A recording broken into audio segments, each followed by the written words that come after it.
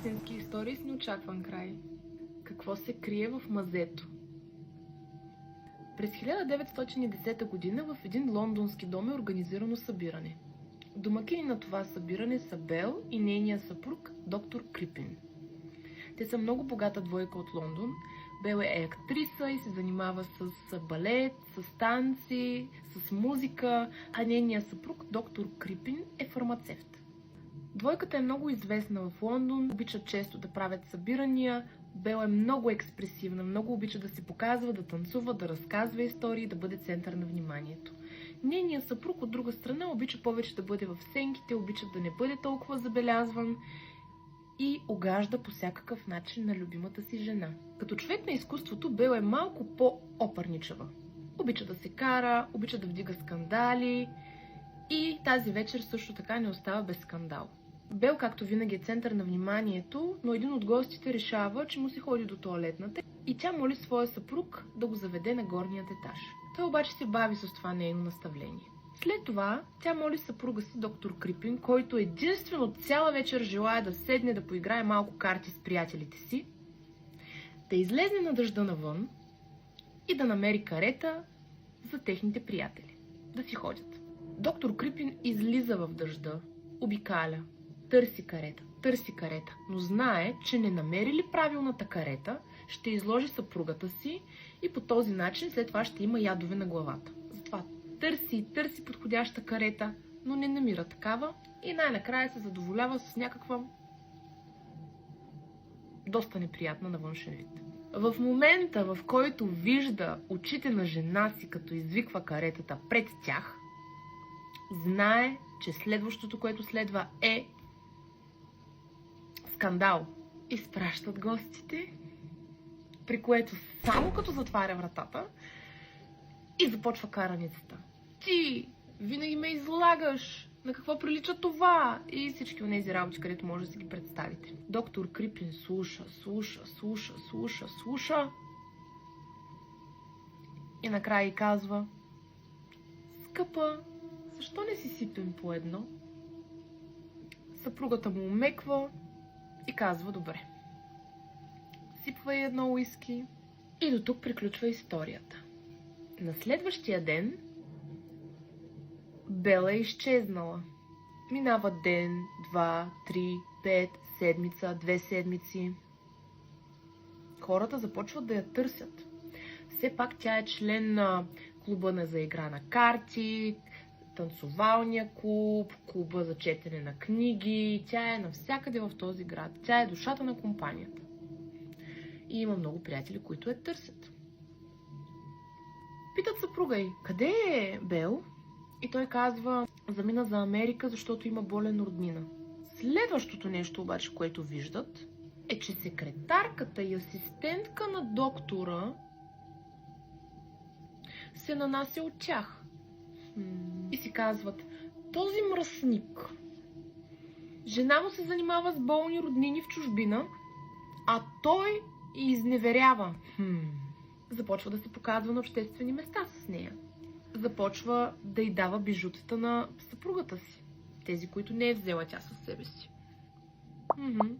И вече ядосаните приятели на Бел звънят на полицията. Викат Скотланд Ярд. Скотланд Ярд отива да разследва случая на изчезналата съпруга. Започва да разпитва доктора. Какво се случва, докторе? Къде е жена ви?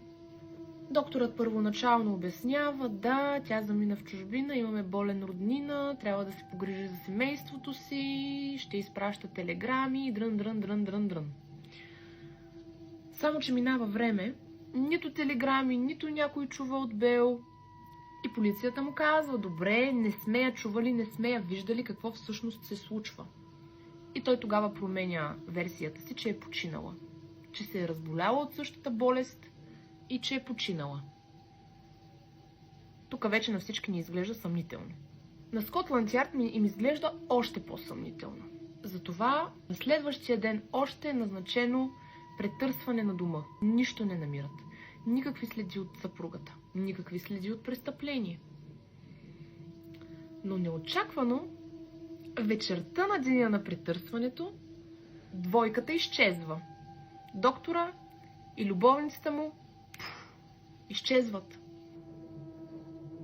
Определено тук има нещо съмнително. Скотланд Ярд взимат кучетата, взимат лопати, взимат необходимите неща и се връщат обратно в къщата да търсят още по-добре и още по-добре и още по-добре. Тук вече историята става гадна. Слагаме любимото ви 16+. Ето тук горе. Започват да търсят по-обстойно в жилището.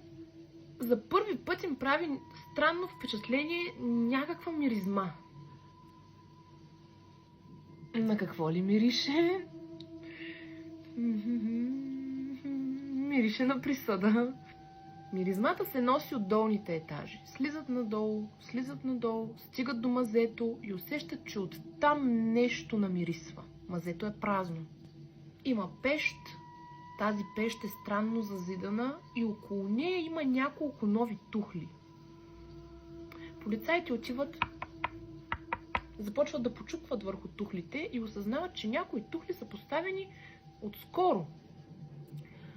Махат тухлите, разместват, миризмата се усилва. Започват да копаят. При първата копка им става толкова лошо, че започват на място да повръщат. Трябва да излезнат. След което се концентрират, слагат кърпи на устата и вече убедени, че там ще намерят нещо много важно, се връщат обратно. Разравят и намират тяло на жена. Само, че не е тяло. Ако поредицата ви харесва, оставете лайк, последвайте ме за още и ми пишете какви истории искате да чуете. Ами са части от тяло. Намират кожа и органи, увити в пижама. Започват изследване, установяват, че върху кожата има част от белег, който много прилича на родилния белег на Бел.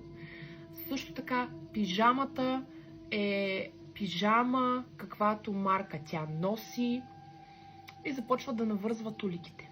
Пускат доктора и любовницата за национално издирване. Между другото, любовницата се нарича Етел. Доктор Крипин и Етел вече са се качили на един кораб и пътуват за Америка. От кораба сигнализират на полицията, че има нещо не както трябва. Казват им, на кораба се качи странна двойка.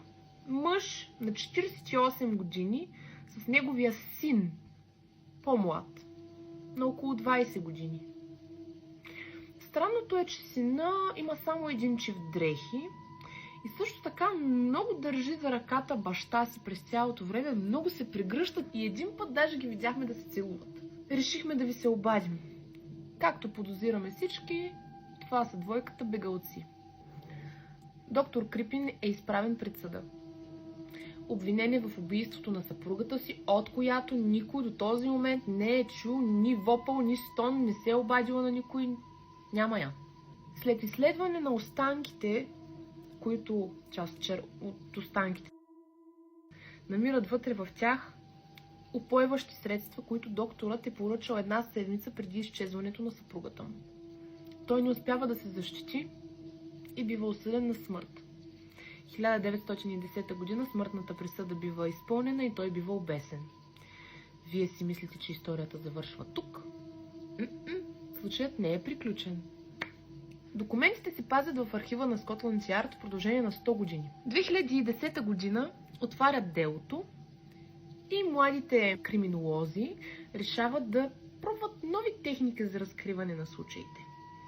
Взимат ДНК от племенница на Бел, също така взимат проби от останките в мазето. Няма съвпадение. Останките в мазето не са на жената на доктора. Още повече, останките в мазето са на мъж.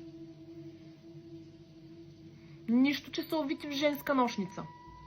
Много странно. Оказва се, че това не е съпругата на доктора. Съпругата на доктора никога не се появява отново.